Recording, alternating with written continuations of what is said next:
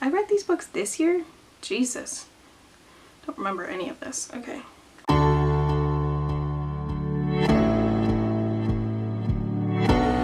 Hello and welcome to a new video. It is January 2nd of 2020, so I wanted to do a video looking back at my reading year of 2019.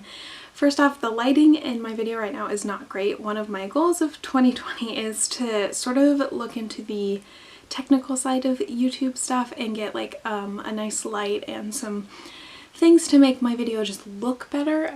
I usually get impatient with that and don't want to do any of it, but I want to get into it, some of it, at least lighting. I just want to take a look back at all the books I read this year, and starting off, I'm going to look through all of my Goodreads statistics for the year in review. I have not looked at them yet, so I'm very excited to see what I got this year. In the year 2019, I read 34,732 pages across 86 books, which is pretty cool. This is the most books I've ever read in a year, so I'm very proud of that.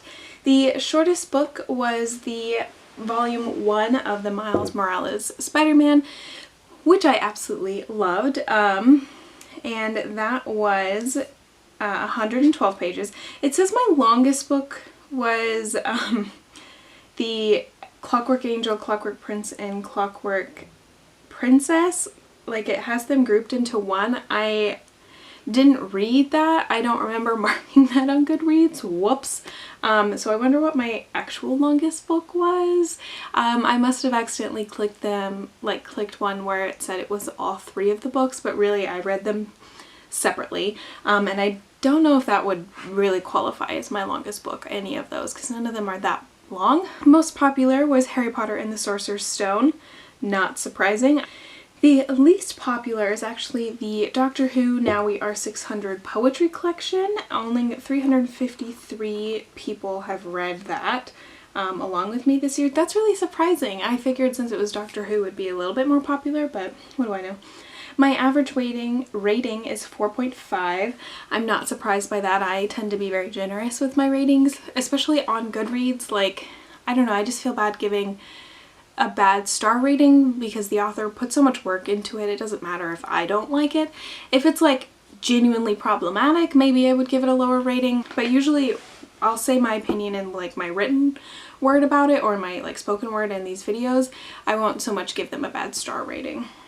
The highest rated book on Goodreads that I read was the Clockwork Angel, Clockwork Prince, Clockwork Princess. I feel bad that I accidentally put this like trilogy all in one thing on my Goodreads. Whoops.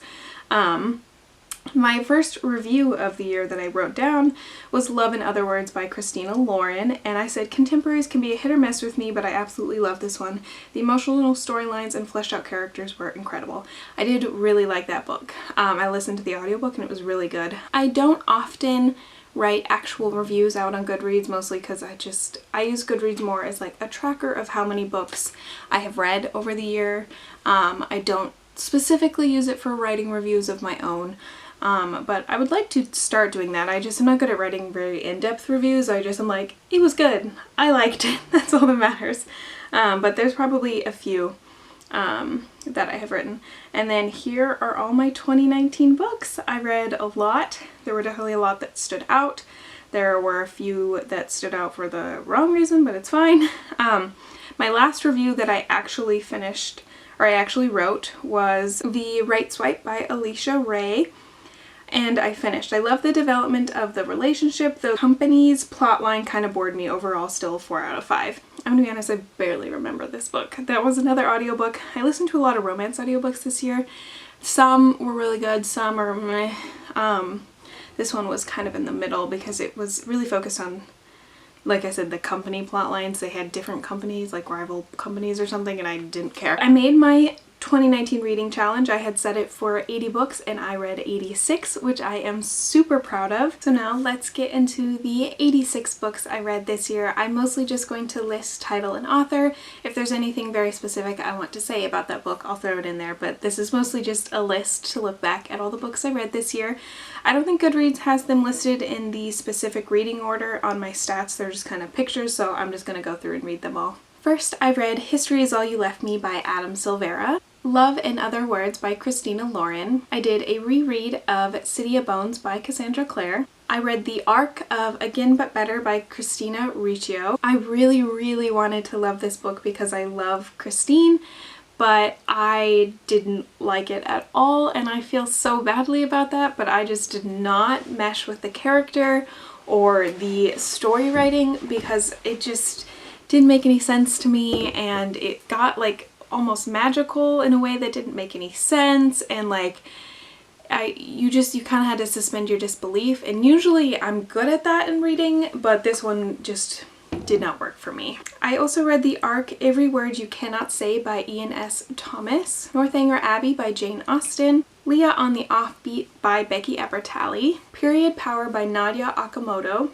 All Rights Reserved by Gregory Scott Katzols, The Diviners by Libba Bray, Romanoff by Nadine Brands, The Cruel Prince by Holly Black, which I really want to do a reread of because I remember absolutely nothing. I didn't understand anything when I read this book, and I feel like I would actually really love this series, and I think now it's completed. There's 3 of them, I think, and I know I would really love it. I have a feeling, but I did not understand the audiobook at all.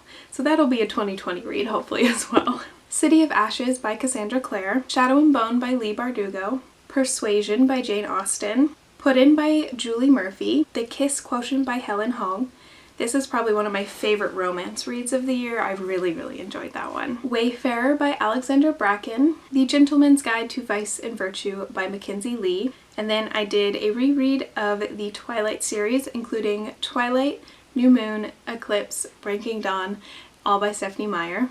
And then one of my favorite books of the year, A Discovery of Witches by Deborah Harkness, The Highland Guardian by Amy Jarecki, The Night Circus by Erin Morgenstern, 99% Mine by Sally Thorne, Aragon by Christopher Poloni, City of Glass by Cassandra Clare, Year of Lightning by Ryan Dalton, Girls on the Verge by Sharon Biggs Waller, which was probably my favorite contemporary of the year. The story behind it and the morals behind it were just stunning and so moving. The Sun is Also a Star by Nicola Yoon, With the Fire on High by Elizabeth Acevedo, The Trials of Apollo, The Dark Prophecy by Rick Riordan, There's Something About Sweetie by Sandhya Mignon. I then read the 3 poetry books by Amanda Lovelace, The Princess Saves Herself in this one, The Witch Doesn't Burn in this one, and The Mermaid's Voice Returns in this one, which were all mediocre poetry books. The Trials of Apollo Book 3, The Burning Maze by Rick Riordan, City of Fallen Angels by Cassandra Clare,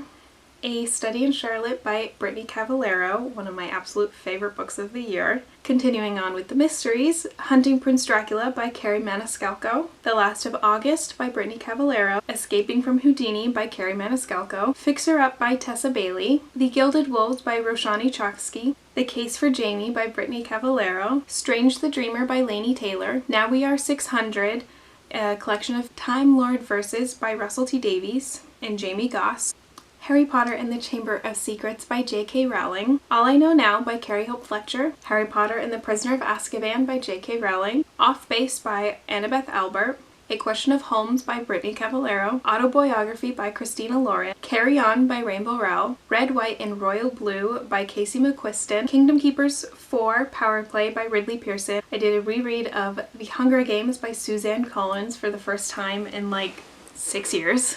I followed that up with Catching Fire by Suzanne Collins and Mockingjay by Suzanne Collins. I read 2 comic books, volumes 1 and 2 of Spider-Man The Miles Morales Story, Caraval by Stephanie Garber, The Bride Test by Helen Hong, City of Lost Souls by Cassandra Clare, The Right Swipe by Alicia Ray, Can You Keep a Secret by Sophie Kinsella, The Twilight Reimagining Life and Death by Stephanie Meyer, which was literally so much fun. I wish it would almost go on and we could read more of that little alternate universe. It was such a fun read to get me back out of like a reading something. Julie and Julia by Julia Powell, Cinder by Marissa Meyer, Under the Banner of Heaven by John Cracker, Unpregnant by Ginny Hendricks and Ted Kaplan, Scythe by Neil Schusterman, Practical Magic by Alice Hoffman, The Trials of Apollo, The Tyrant's Tomb by Rick Riordan, The Woman in Cabin 10 by Ruth Ware, Fox by Nadine Brands. Oh yeah, see this is where I went wrong. When I read Clockwork Angel, I marked it as I had read Clockwork Angel, Prince, and Princess all at once. I wonder if I can go back and fix that now. Does it matter? Do I need to fix it? I'm kind of a little obsessive with organization, so I'd like to fix it, but I don't know if it would make a difference because it's not 2019 anymore. So maybe I'll just let it go. Hope, maybe. We'll see. A Princess in Theory by Alyssa Cole. We Met in December by Rosie Curtis. Clockwork Prince by Cassandra Clare. Clockwork Princess by Cassandra Clare. Those ones I was able to mark separately, but I messed up on Clockwork Angel. Little Women by Louisa May Alcott. Finding Frasier by Casey Dyer. And my last book of the year was Harry Potter and the Sorcerer's Stone by J.K. Rowling. I am very happy with the books I read this year. So just looking forward to 2020. I have a couple reading goals. I bumped up my number Goodreads goal to 90 books. I got to 86 this year, so I think it's pretty reasonable that I can get it up to 90 if I just spend less time on my phone and more time reading, hopefully. I would also like to continue reading more series in the new year. I would like to finish or at least continue some of the series I have started. Specifically, I'm going to read Voyager this year. It's gonna happen. I don't have it with me at home, or I would start it now, but I have my copy back at schools, and I feel like that's gonna be one of my first reads this year. I'm gonna take the momentum of the new year and get that one done. I don't know why I've been avoiding it for so long, probably because they're such long books. I love them, but they're long. There's a couple other series I want to continue. I want to finish my Mortal Instruments reread. All I have left of that is City of Heavenly Fire. And I want to finish my Kingdom Keepers reread. I think I have a couple more books in that one. I'd like to finish a Harry Potter reread. I have reread the first 3 a couple times now, but I haven't moved on to the bigger books, so I would like to do that. And there's just a couple other series, the Grishaverse series, the Aragon series, quite a few other ones that I would like to continue on and possibly finish this year. I want it to be a year of series, but I also have a lot of new books that I'd like to read, and that's my other goal, is to read more books that I own. I did a lot of stuff from the library last year, which is great. The library is a great resource, but I should probably read some more books that I actually own. I also want to listen to more audiobooks. I did a lot of audiobooks this year, but I would like to listen to more, at least continue with that habit, because I think audiobooks are a great thing to do. So that was my year in books of 2019. I'm so proud of myself. This is the most books I've ever read in a year. I hope you enjoyed, and I hope you have an incredible reading year this year too. Happy New Year. Bye.